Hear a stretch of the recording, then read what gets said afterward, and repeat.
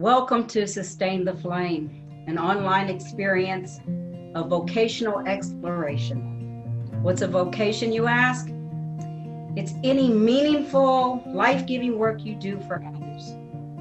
But what if you're not sure what's meaningful to you or life-giving to others? What if you don't know the kind of work you want to do or type of person you want to be? Well, if you have no idea what God is up to in your life, we're here to help you with that. Each day, we're going to talk with experts to connect your life with God's mission around the themes of discovery, discernment, development, and decision making. This 4D faith model is designed to give you clear definitions and practical tools to discover the options available, to discern what you value, develop your skills, and to decide your next steps with courage. Join us on this journey of vocational exploration. Thank you, Gabrielle. I am Drew Tucker. I'm the university pastor here at Capital University and Trinity Lutheran Seminary. And that voice you heard first is Gabrielle Hudacek, who is the Assistant Director of Admission, Seminary Recruiter. Her business card is very long. It's actually on an 8.5 by 14 here at Trinity Lutheran Seminary. We're so excited that you're here with us today listening, and I am so excited that today, with our theme of develop, we have two great guests to discuss that topic with you. Dr. Nate Jackson and Minister, Mr. Good Friend, bass player Antoine Cummins. Now, when you've discovered what's possible, you have the ability to develop skills that relate to your possible vocations. For instance, if you are intrigued as you discover engineering behind space travel, you need to develop your skills in math and science if you want to become an aerospace engineer. This will help you discern to evaluate or prioritize whether or not you are truly called to this, as well as continue to discover new ideas, opportunities, and abilities. In short, to develop is to practice. To develop, then, is to practice your possible vocations, to gain skills in relationships, in work opportunities, and in society. Sometimes this means finding what you're good at and getting better at it, and sometimes it means finding out you're plateauing, or you've met your growing edges, or you've just reached your limits, and that will redirect you to grow in different ways. So to talk about development, first we have Dr. Nate Jackson, who is the Garr Professor of Philosophy at Capital University. He's a 2006 graduate of Capital, and he came back, so that's your fault, man. He continued his education at the University of Chicago, and he graduated with his MA there in 2007, an MA and a PhD from Baylor University after that. His research concerns ethics, particularly issues in moral education, as well as the philosophy of disability. At Capital, he teaches broadly in the philosophy curriculum as well as in the signature learning program. And I happen to love to talk with him about music because we seem to have grown up in this wonderful time when kind of punk alt was coming into the scene, and that normalized for us, and neither of us have grown out of it. So I'm really, really thankful that I have Nate to be listening to AJR with, amongst other things. So Nate, tell us a little bit about what you know of development. Well, I mean, I wish I knew more, I suppose, and that might be a little bit of a, point of personal concern. Yeah, I really like the introduction that you offered, right? And there it seems like we're thinking about development in terms of developing a passion or an inclination for something, and then developing sets of skills and habits that allow you to continue to pursue that at kind of a higher and more complicated level. What I'm really interested in is the way in which we would gain a sense of vocation, right? The sort of personal development that goes into seeing one's work, one's activity as having meaning and serving others, right? So this happens a lot. I teach a lot in the signature learning program, particularly classes for first-year students. And people kind of come in with like an idea that they're going to be, you know, a nurse, a teacher, right? You like name the profession. And then what development means is just kind of, right, pushing forward with the skills necessary to have that. And then other first year students kind of come in and sometimes have this idea that you just need to like, you know, try enough things and there will be the one thing that like stands out to you and this is going to be the thing that you do for the rest of your life.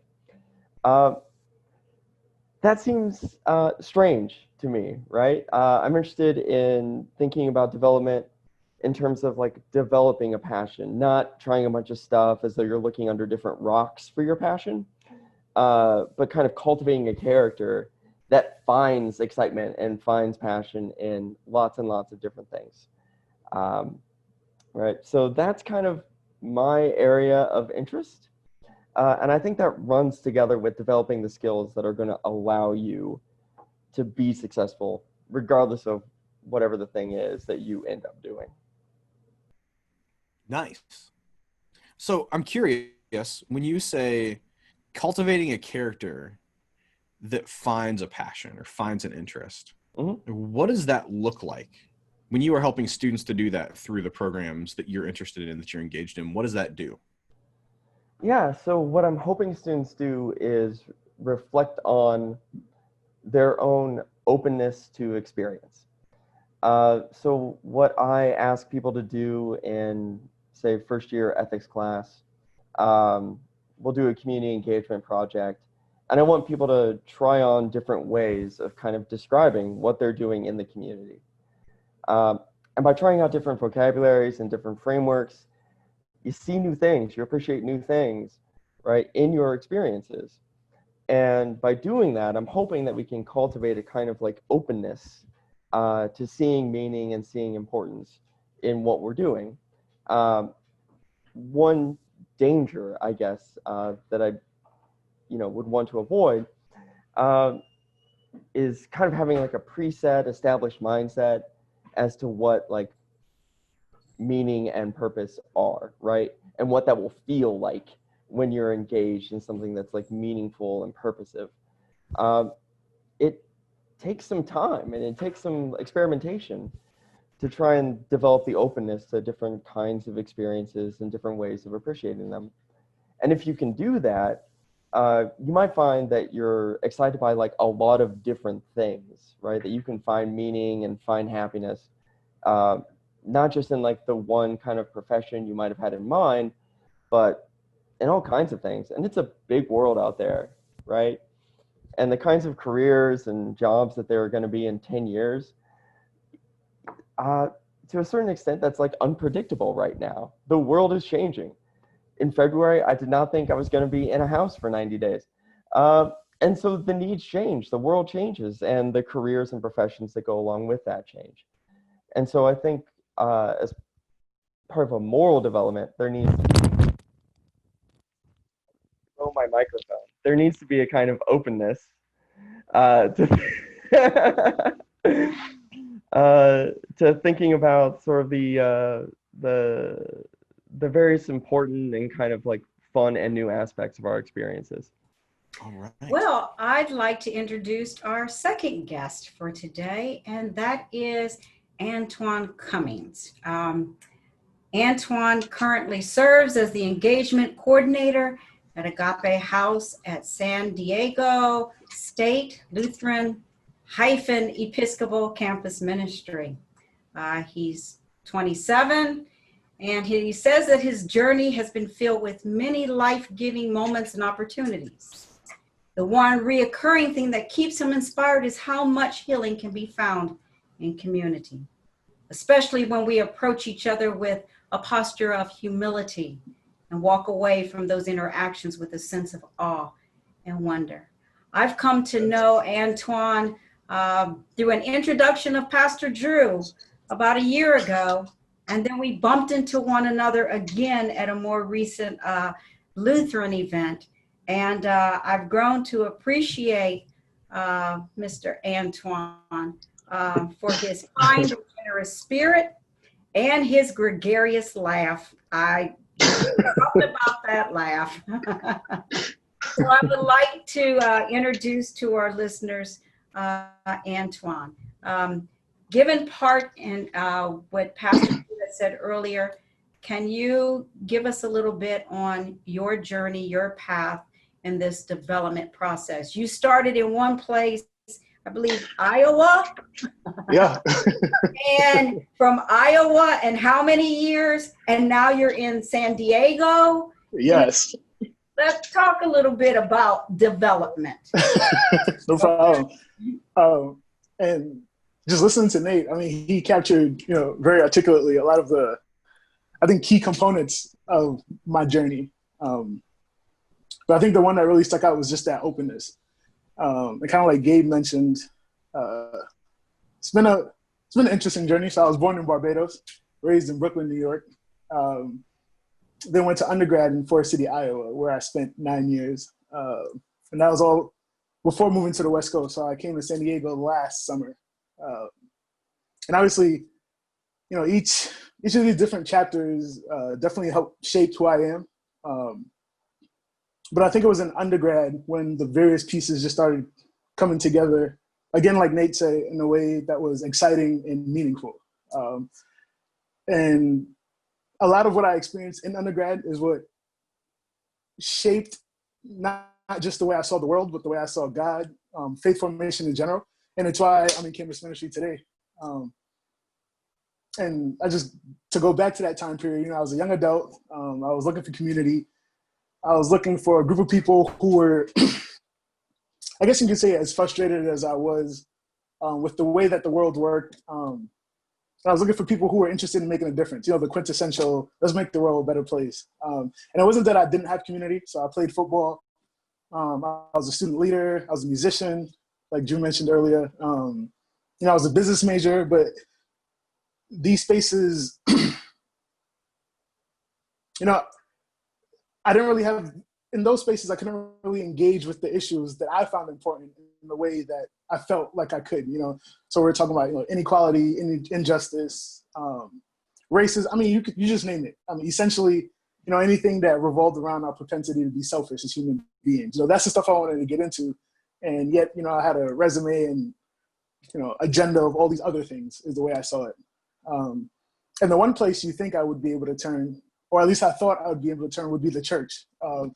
And two things. So one, I grew up in a Pentecostal, non-denominational family, and I was pretty much unimpressed, if not totally disengaged from, I guess I should say, the way that the church as I knew it was involved with social change, social engagement, or should I say lack thereof, actually. There wasn't a space for that kind of, exploration. And then the second thing, having left Brooklyn and been in the middle of nowhere, Forest City, Iowa, even if I wanted to, fall back into that comfort zone of, the church as I knew it, it would have had to have been in a new church. Well, not a new church, but, a different expression of church that was new to me, I guess you can say. And that would have been the local ELCA congregation that was across the street from my university. So I was in an interesting place, I guess, kind of like the experience that you try to get your students to engage with me. But for me, it was kind of unscripted. It was real. And I mean, it was overwhelming at first. But at the local Lutheran church, there's a pastor, Pastor Greg Anderson, interesting guy. And he was definitely different, at least for me. I was a Black kid from Brooklyn. He was old, he was white. He was very cheesy, a lot of dad jokes, a lot of weird moments, unexpected moments. But he had a heart for people, obviously, as a campus pastor, and students in particular.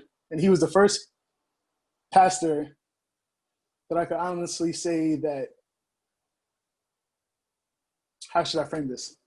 He cared about the individual. He cared about me. And growing up, that wasn't necessarily my experience with church. I was always valued or quote unquote cared for as a member of a particular church, not as the individual, right? And that was a new experience for me. With Pastor Greg, I felt that, Antoine mattered. Not just the parts of me that showed up on Sunday,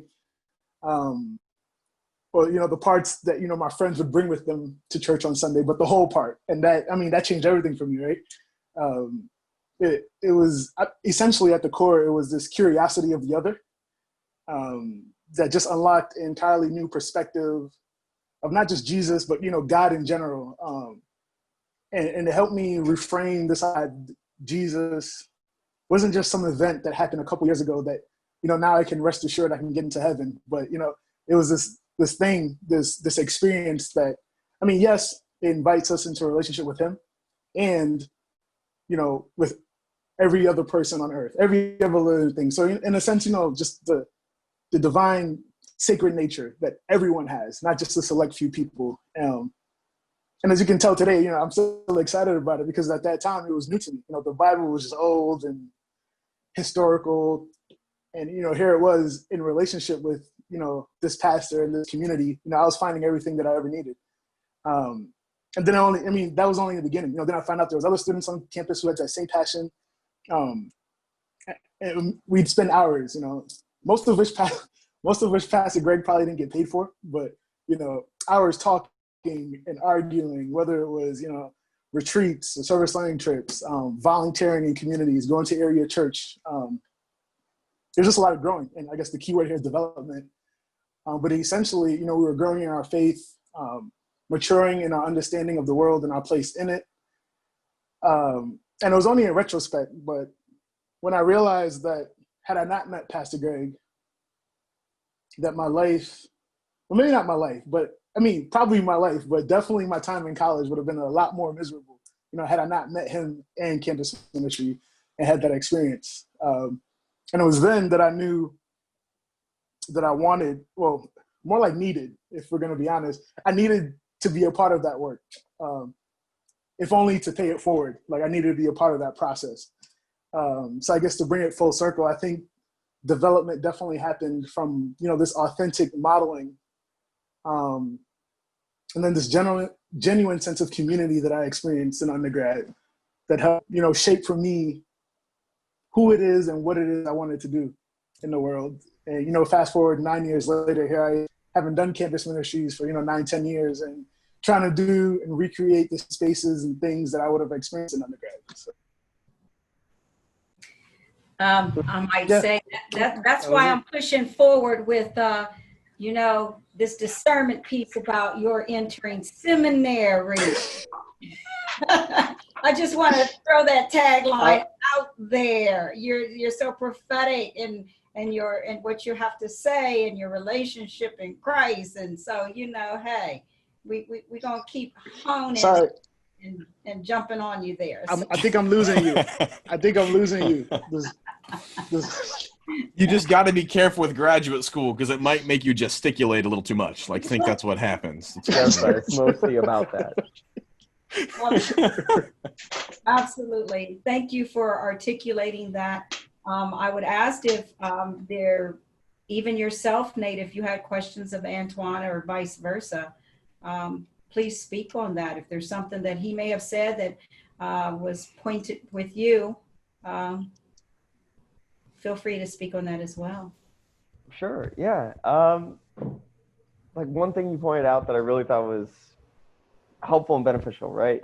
Thinking about the community and the context, like the people you're talking to, the nature of those conversations, right, that allow you right, to develop a sense of meaning or to develop a kind of like direction in which you're going to grow.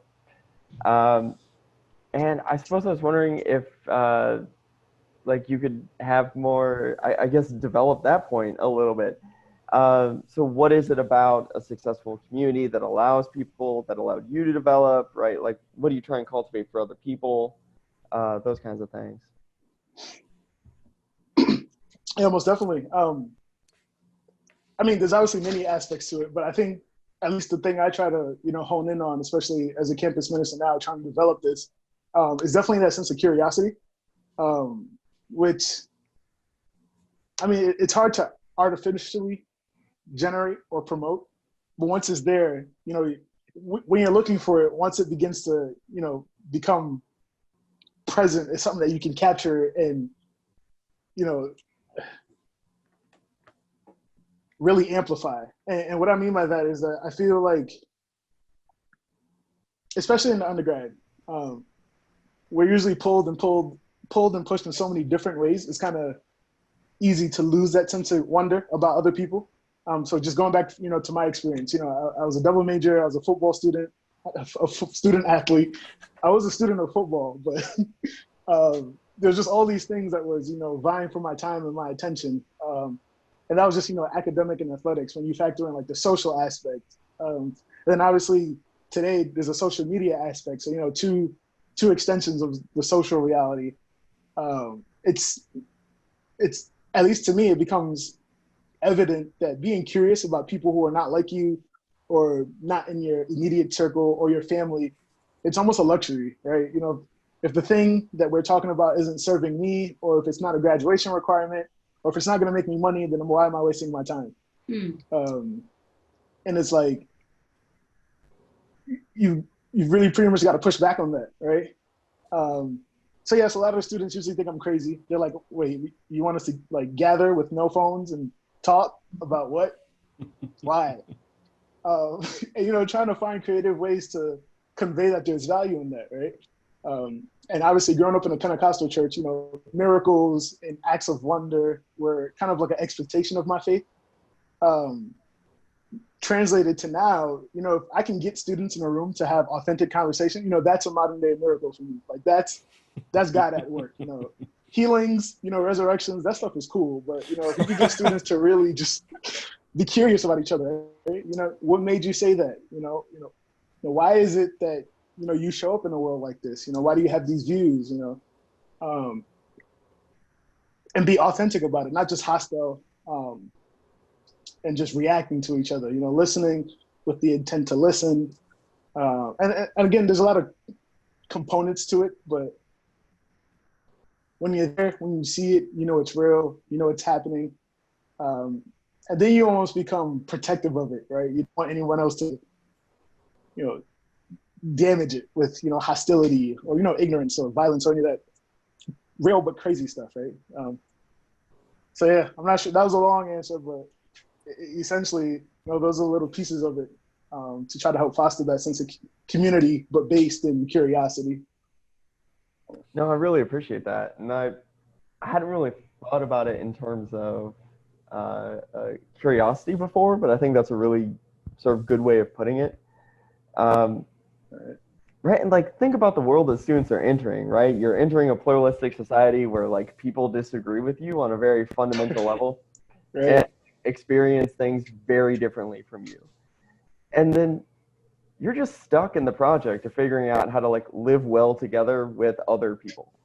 That takes practice, right? That takes some like creating some spaces along the way in order to cultivate the ability to do that.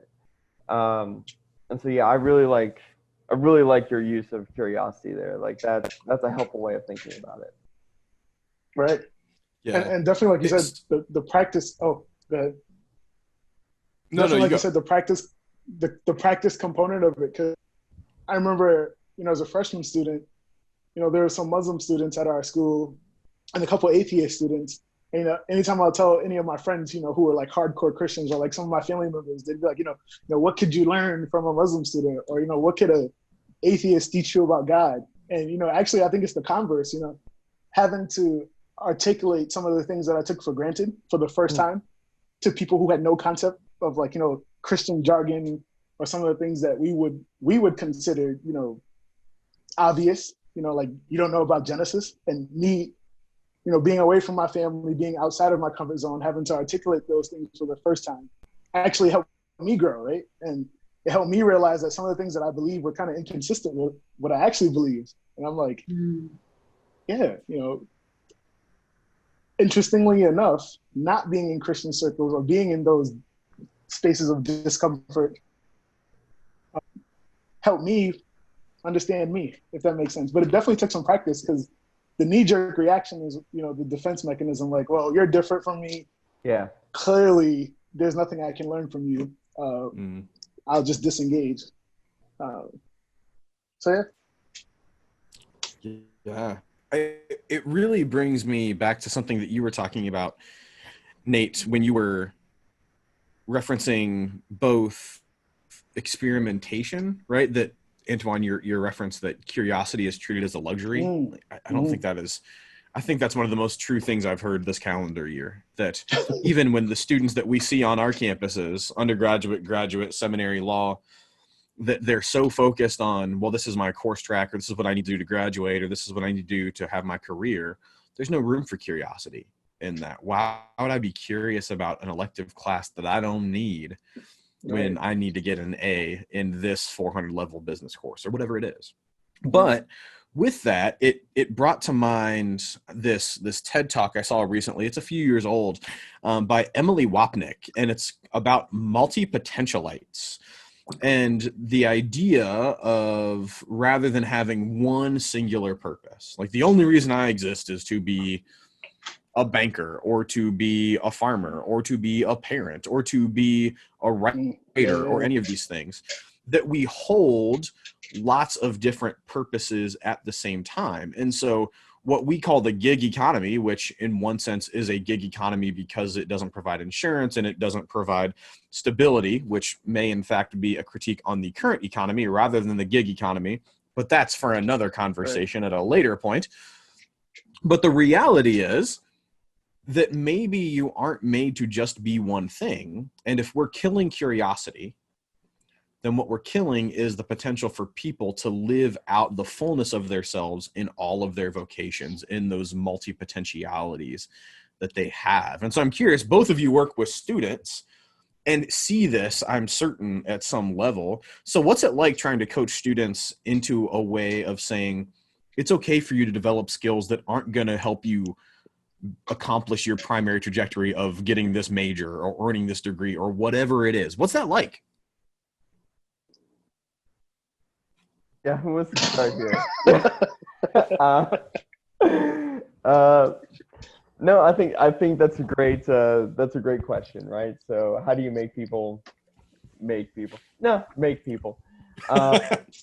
Right, sort of see themselves as having like a multi-dimensional life and not just a professional life.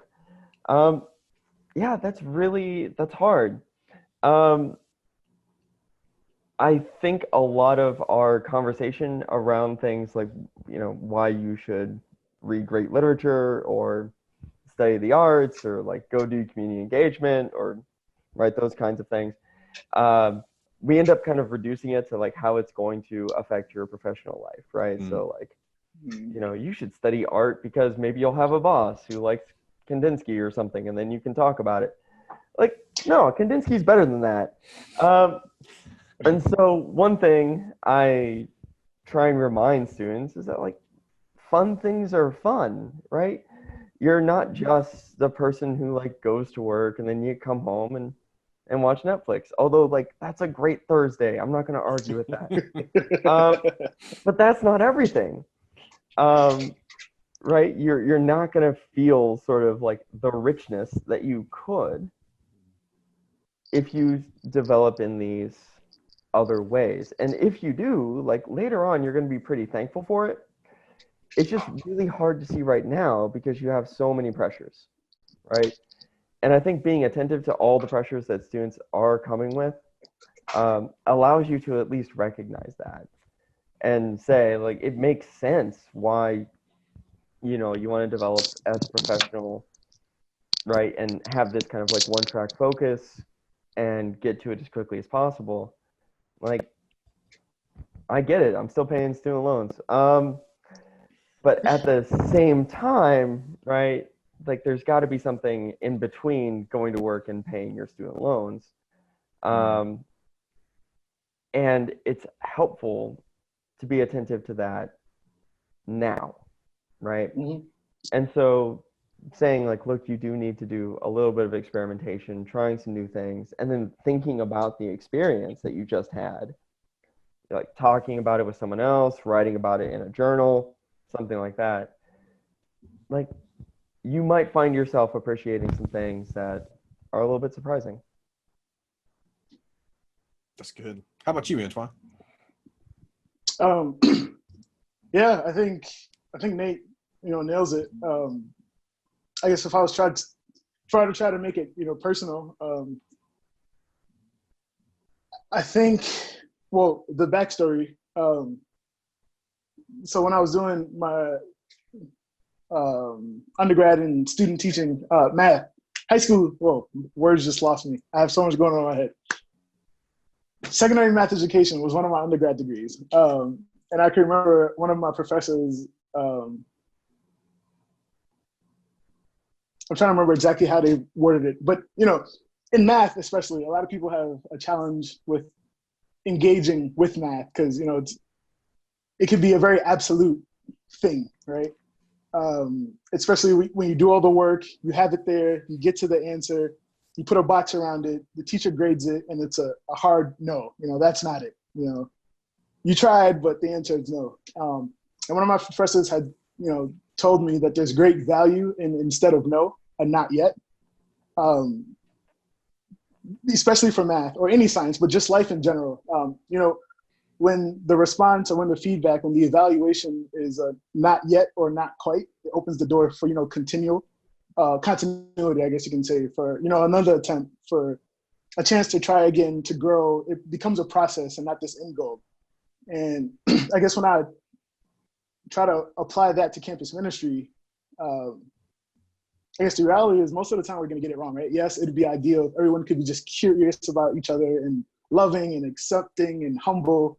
But the reality is we're going to get it wrong. And trying to maintain a space where for students, when we do get it wrong, it's not an absolute no, like you're banished from campus ministry. We don't ever want to see you on campus again, but it's a not yet, right? And how do we continue to support each other? Because obviously, as a leader myself, I'll get it wrong, and trying to embody that not yet practice, and that's for students, who are in the community, in terms of trying to invite others, who maybe didn't grow up in the church, didn't grow up in any faith community, or people who are just over it, right? Had some kind of trauma, some kind of hostile interaction with the church or faith, and they're just done. I think the other piece of it is helping people realize that, yes, God is a very important thing. And if you choose to make him the only thing, there's a lot of fruit in that, right? But at least trying to help people realize that although God is very important, it's definitely not the only thing to life. There's many other aspects as well that are equally valuable, meaningful. Like the Thursdays, Netflix after work, that's valuable, right? Doing nothing, just hanging out. And I don't think that's a perspective of God that's necessarily lifted up or valued. Especially growing up in the Pentecostal non-denominational church, it was, well, you either love God 24/7 all the time or nothing. Like, what are you doing with your life if you're not praying every minute of the day? And I think it's okay, to not do that. Again, I think there's value if you want to do that. There's communities who commit to that kind of lifestyle, but for the normal average person, I think, it's okay if God's not the only thing in your life. Well, I also feel like God had a lot to say in multiple different religious traditions about Sabbath or rest or taking space. Like that seems to be a fairly common theme across some traditions. So I don't think God's going to be too upset with a little bit of like, maybe a nap is not the worst thing in the world. Right. That's awesome. I'm going to put on Avatar and be like, how's God feel about this? So, true statement, I've never seen Avatar The Last Airbender, and I hear it from my wife and my brother-in-law and my students that I am the worst. So now that it's on Netflix, that's our next full watch that I have to start watching. Oh, it's absolutely fabulous. I'm on episode 2. And it's pretty good. It's excellent. See, you've always been twice as cool as me, and this is just absolute proof. I haven't watched any. You've watched 2. There you go. I guess I have to include myself in on Avatar. You gotta do it. Yeah, just so I can report back to my children. That's Look, right. Here's the new mom. Who is this? Gabrielle, do you have any questions? I've got like 3 more. Well, sure. you go ahead with it, and this has been fulfilling for me to hear it in your words, your life, your experiences. discovery. I could probably write my own theme song for it, but I want this to be a part of our guest and what our guests are bringing to the table with this. Absolutely. So Nate, you talked about moral development, which is a loaded term in philosophical realms. Yeah. So one question I have for you is, what should we do? What kind of experiments should we be doing to foster moral development? Like, what, if we're going to develop, should we actually be doing? Ooh, I'm going to mute my mic for this one.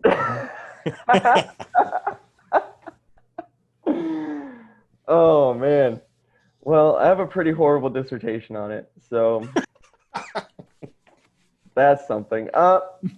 No, I think to develop, and this is a long tradition, right? Like, to develop certain kinds of characters, you like perform the acts that are indicative of that character. So if you want to be a brave person, like, start doing brave things, even though they scare the crap out of you.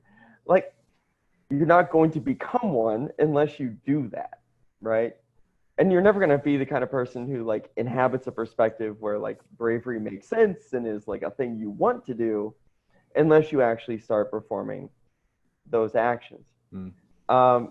Right. So when we think about moral development, I think one reason that's loaded is because we might have like a character, a very specific character in mind, right? And think that we're all supposed to become like that one person. I don't really have that account in mind, which, I've gotten feedback at conferences that that's not amazing, but whatever. It's fine. They still let me talk. But I think when we're trying to cultivate different characteristics, right, we think about openness, we think about curiosity.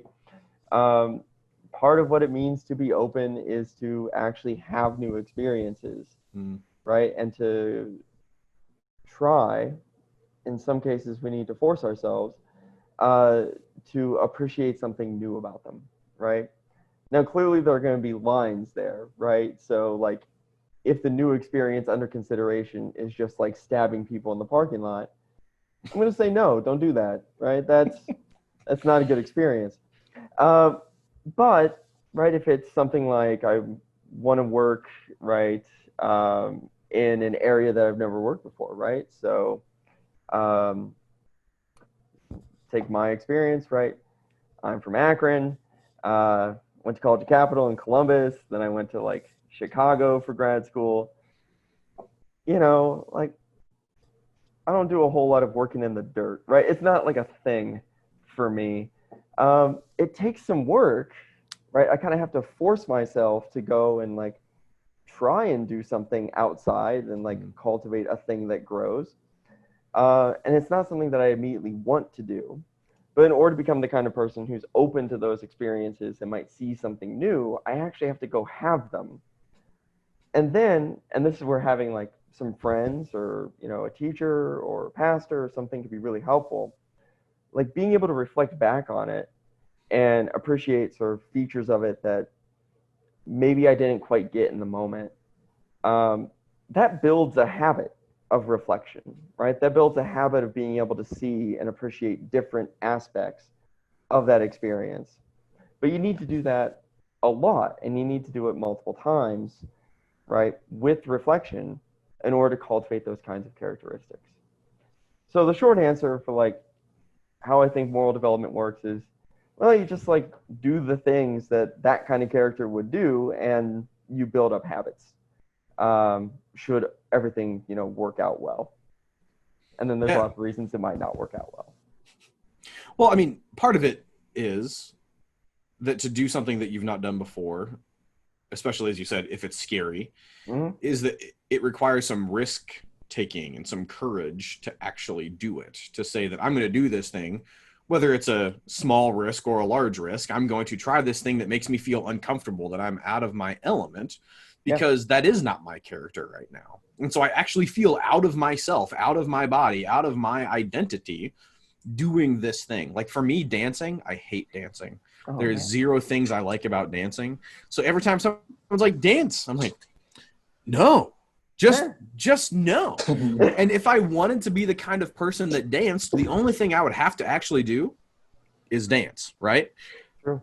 But I don't want to be that person. And so I'm not going to take that risk. Not because I think it's bad. It's just I never have felt comfortable enough or wanted to dance enough to feel that uncomfortable.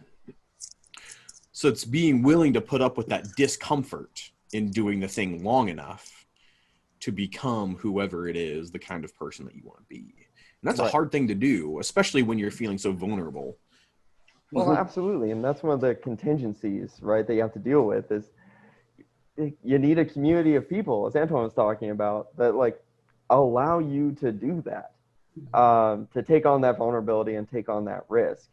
And without that kind of community, it's really hard to engage in like significant moral development. You kind of stagnate as a person. So in this very real sense, like we are dependent on like the people and the community around us in order to engage in this kind of development. Thank you. For sure. I have one more question for you, and then I'm going to shift to Antoine. All right. So this one, I had no idea we were going to go here, but I think I would have had an idea if I would have thought for 3.5 seconds.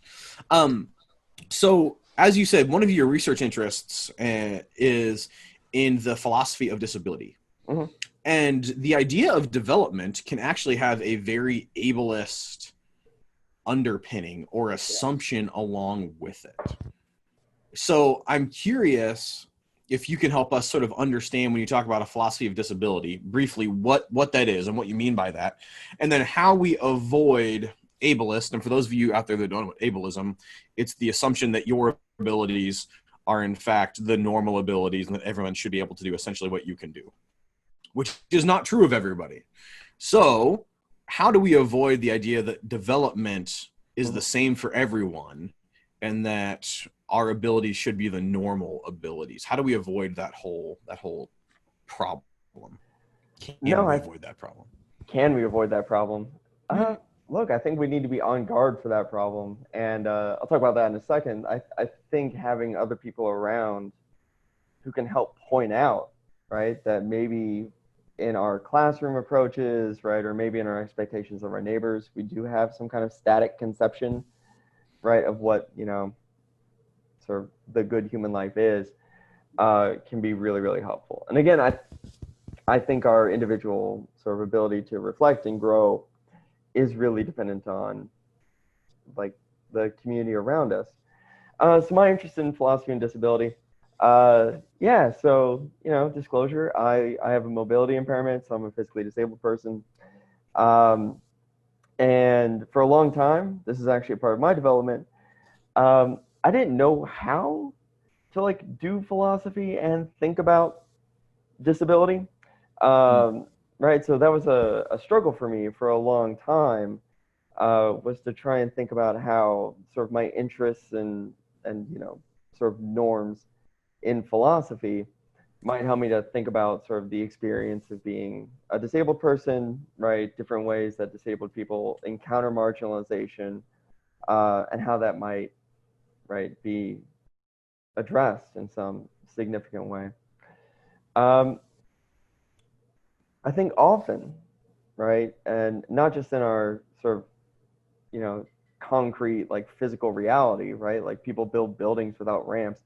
But even in our concepts, we tend to have some ableist assumptions, right? That is, we think of like a good human life as one that's typically like able-bodied, right? Where people have, particularly in the West and in America, this sort of rugged individualism, ideas of like independence. And in our heads, we kind of have this idea of like what it means to be a full citizenship is to be independent, rational, all these kinds of things, right? And we can go on and on about what we think of as like sort of the person in our head that occupies the spot of like citizen. They also tend to be male and white, which is a thing, right? That's a real problem. So in this context, when we're talking about development, I really think we need to look at and be open to what other individuals' capacities actually are, right? So I think often in what we might think of as like interability communication, like a disabled person communicating with a non-disabled person, you know, non-disabled people often underestimate the capacities and the capabilities of disabled persons. Mm-hmm. I think often, and there's some data to back this up, non-disabled people tend to think that disabled people don't live good lives, right? Mm-hmm. That disability is a bad thing. Disabled people self-report like really high degrees of life satisfaction, right? So there's this kind of interesting tendency. I shouldn't call it interesting. I shouldn't call it malicious. Problematic tendency, right, to dismiss the word of disabled persons. So when I'm thinking about development, I'm thinking about growth, there's a sense in which it's very much individualized, right? And when I'm thinking about students, right, across abilities, I'm trying myself to be open to like some surprises about what people can and do develop, right? What their capacities really are, right? Which means a certain kind of like deference to students and to other people for showing you what their capacities and what their abilities really are. Mm-hmm. Yeah, I think you're right to point out there is a danger of having a kind of like picture in one's head of what the ideal person, ideal character is. And part of what it means, right, to help facilitate people's development is to yourself be open to criticism that like you might be doing that, and then to change as soon as that, you know, comes to light, as soon as you have some evidence that that's the case. You know, so like building on Antoine's point, like I think there's community all the way up, right? For people who are tasked with helping others facilitate their own development and their own growth, like we need a community too, right? To help sort of keep us critical and attentive on whether or not we're, in some sense, being imperialist about that. Thank you. You're welcome. Antoine. Hello? I have so many questions. Oh. Wait, before we go though, I mean, Nate said a lot of great things. I I don't know. I had to just say it out loud because it was so good. The whole practicing openness, you know, openness, you know, as opposed to this potential thing. Because I'm kind of frustrated that I hadn't realized it earlier, but especially like when I work with students or just on campus, you know, I encounter a lot of these people who say they're open, and yet their lifestyle and decisions don't support it. And I could never really hold those tensions together, right? Because, you know, I try to take their word for it. Like, yeah, okay, you seem like a pretty cool person. And you say you're open. And there's tension with some of the things you do, but you're open. So I guess that's a problem that I have to work out, you know. But like you said, you know, it's not just a thing you say you do, right? It's something that you work towards. You know, actually trying new things. So I guess my students and some of the people I interact with, they're going to have you to think when I come back very hostile. Like, you know what? You're not open. You're not open. I've thought about this. I thought it was me. He just met you. You know, I thought it was me, but I talked to Nate, and you're not actually trying new things. You're not open. You know? So I feel like this burden has been lifted off my shoulders because it was just something I couldn't reconcile before. But you know, again, it makes sense though. Like I love it. I feel somehow responsible for that, so you're welcome, San Diego.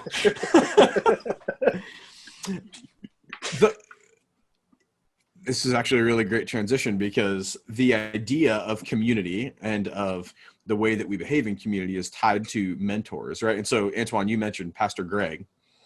and the way that it was Pastor Greg, right? Yep. Okay, good. So you mentioned the way that Pastor Greg's presence with you and influence on you reshaped your expectations about what mattered, about how religion operated, all those kind of things. So I'm curious, whether it's from Pastor Greg or others, the kind of things that you've learned as a mentor that you are now putting into practice to help other people develop. So you, like you said, you've been doing this for near a decade now. What are the things you've learned from other mentors that you are putting into practice now that you and I are officially we're not the same generation, we're the next generation, and we're mentoring those that are younger than us? How are you doing that? Obviously many ways, but kind of to tie in some of the things that Nate talked about too. That the reality that growing in community is also something that, we ourselves do. And just to talk about the ableism, tie that in. So I remember, at Waldorf, which was my previous location before San Diego, I used to do like weekly chapels. And part of that, masculine, hyper masculine, nurturing of being a football player was this reality that, what a male body looks like and what it can do and how it should sound. And I remember when I first came in, to the chapels each week, that was the only toolkit I had, right? So I'd, tap into those tools to, do this new thing, which was ministry. And as you can imagine, there was a lot of unlearning and relearning that was rough and, humbling. But I was better for it. And one specific example, so the space was a big space, but it was big enough that a mic, should be used. But I have this loud, thundering voice, and I'm a man, so I don't need a mic, right? And I don't want to seem like I need a mic, because then I guess my manhood would be in question, and this wisdom that I'm imparting, just craziness, right? And I remember I asked the question, I don't need the mic, right, guys? And, a couple people were like, nah. And then someone was in the back was like, yeah, use the mic, because, I actually have a hearing aid and I can't hear you. And it completely blew my mind about my audience, right? Because somehow I knew everyone in the audience could hear me. And yet there were some people in the audience, who were invisible to me, at least on my radar, right? And it just made me think about all the things, all the different ways people show up that was being almost erased, because I was just assuming who was there, what their capabilities were, and what they were okay with, right? And that was the one person who, unfortunately, I forced into a position to have to advocate in a public setting on behalf of their disability. And I tried to keep it together, but as you can tell, my mind wanders quick and fast. So I'm up there trying to give this, homily, and the whole time I'm just thinking about this person, and I just had to stop. And I'm like, all right, I came prepared. I tested this a couple of times, but I just have to talk about what just happened. Being vulnerable and honest in that situation, I think it opened a lot of other people's eyes. And then my whole intention just changed, right? It wasn't Antoine trying to, blow people's mind with scripture. It was, Antoine growing and trying to show that, especially to the football players who were in the room, we do this thing and we're good at it and we get rewarded for it here. But in community, it's bigger than that. Amen. And I sweat pretty easy. So, when I'm prepared, I'm sweating. So you can imagine me up there, not prepared, trying to be vulnerable in front of my peers and some fellow football players, talking about this thing I have no training in, which is, disability and ableism. And I'm just a mess, but I'm committed to modeling, again, that thing I learned from Pastor Greg, that it's the whole person that matters, not just these ideas that we subscribe to. So that, that honest vulnerability, I think it's important.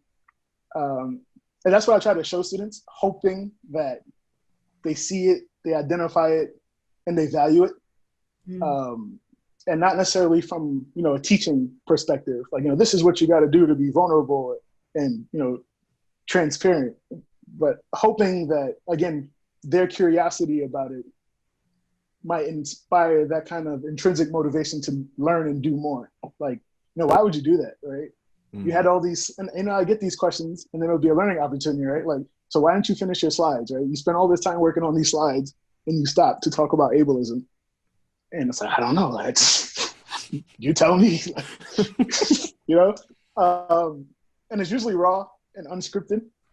But I think students, generally respond positively to that. I mean, obviously there's a few students, who's like, you never know what to expect from Antoine, or this dude's crazy, he never has anything planned, which is ironic because I usually have things planned, but things come up and I'm like, oh, I can't miss this opportunity. So there's definitely a critique. So even in the practice of learning how to be transparent and respond in the moment to criticism, there's the, looming peanut gallery that always has ongoing criticism. So I mean, it could be a lot at times, but again, like Nate said, making sure that I too find my own spaces where I could be supported, and lifted up and affirmed in that way, challenged, but also accepted with grace and love and all those good Christian keywords that makes community, I guess, community. Got to be sure you recite the Christian dictionary at some point, right? Get them all in.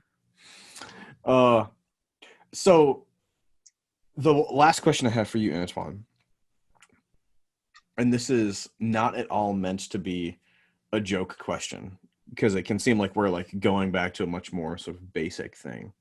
Let's do it. But y'all out there don't know how good of a bass player that Antoine really is. He is eminently talented.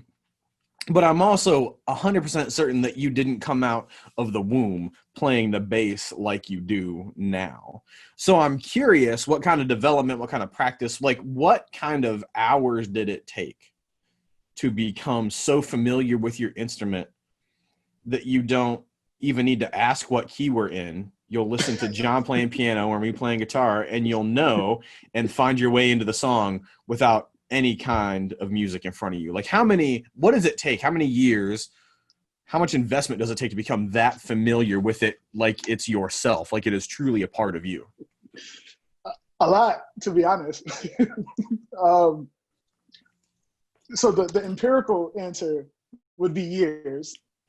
But the motivational answer is that, especially with the instrument, or I mean, anything that you love, the time doesn't really matter. And just the backstory to it, tying this whole thing of, community and development. So I grew up in a family of musicians, and I never even considered myself a good musician. And again, drawing from that, what Nate lifted up about community, when you grow up in a family of musicians, my uncle was a musician, my older cousin was a musician, he actually played bass. And, I always saw that as the pinnacle of success as a bass player. And I knew that I wasn't. And I just assumed I'll never be there. So anytime someone tells me that I'm a great bass player, I'm like, oh, cool, but I'm not him, right? Like, as if I need to let people know the truth because I'm some kind of an imposter. Like, you think I'm a bass player, but he's actually a bass player, and I'm trying to be him, and I'm not him, but you only see me, so I feel like I must let you know about who I'm trying to be also. And that's kind of like the background for it, which I think has, a ton of ties when it comes to, theology or just faith formation, right?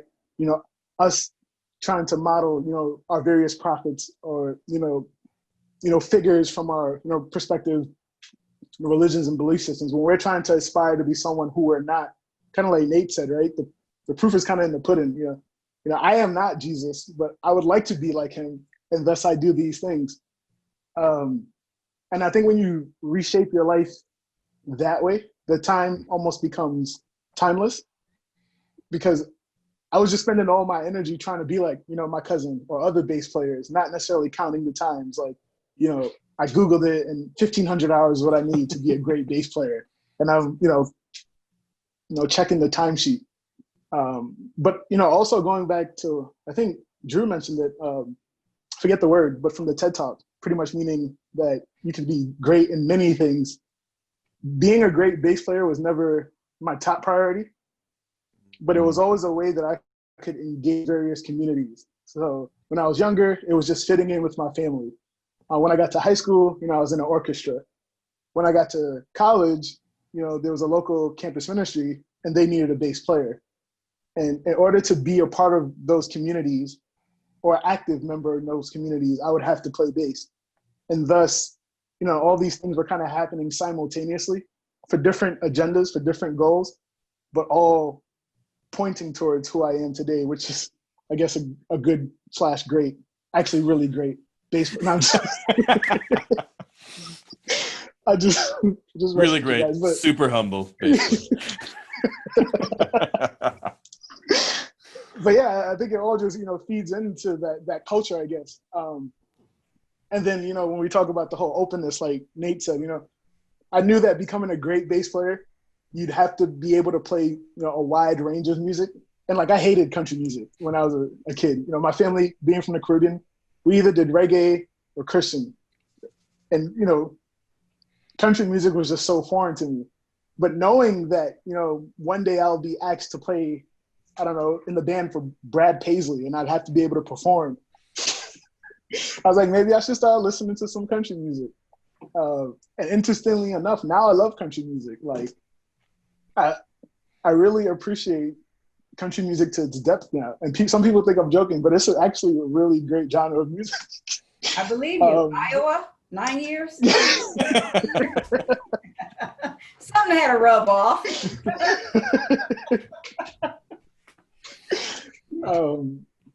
So yeah, it takes time to answer your question, but how that time transpires is definitely all about how you engage with it.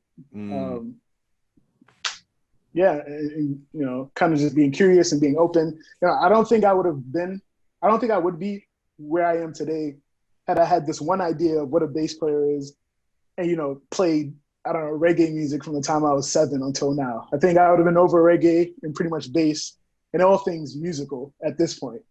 But, allowing the journey to kind of unfold and, being kind of all the things we've been talking about, which I think translates 100% to just your journey in life and your faith journey in specific. But, it's going to ebb, it's going to flow, there's going to be highs, lows, all that kind of stuff. So.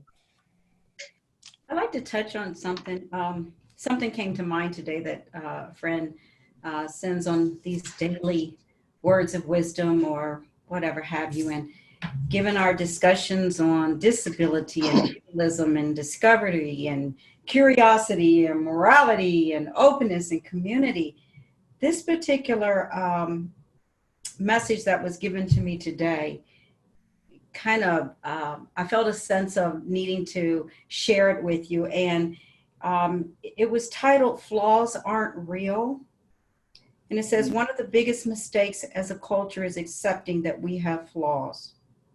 We indeed do not have flaws. We have differences. We have different paths of learning and growth. And then it says, there's no such thing as a flaw in a system where perfection does not exist. And I think it just hit on so many things that we spoke on today that we should not be that discredit to ourselves. And do not look at us. When Nate was talking about, the whole, basically the experimental thing, get out there, try it. Don't be honed into this box that prevents you from being curious. What did go through my mind, however, Nate, was I'm still not doing no bungee jumping. I don't care what you say. But I get the gist of it.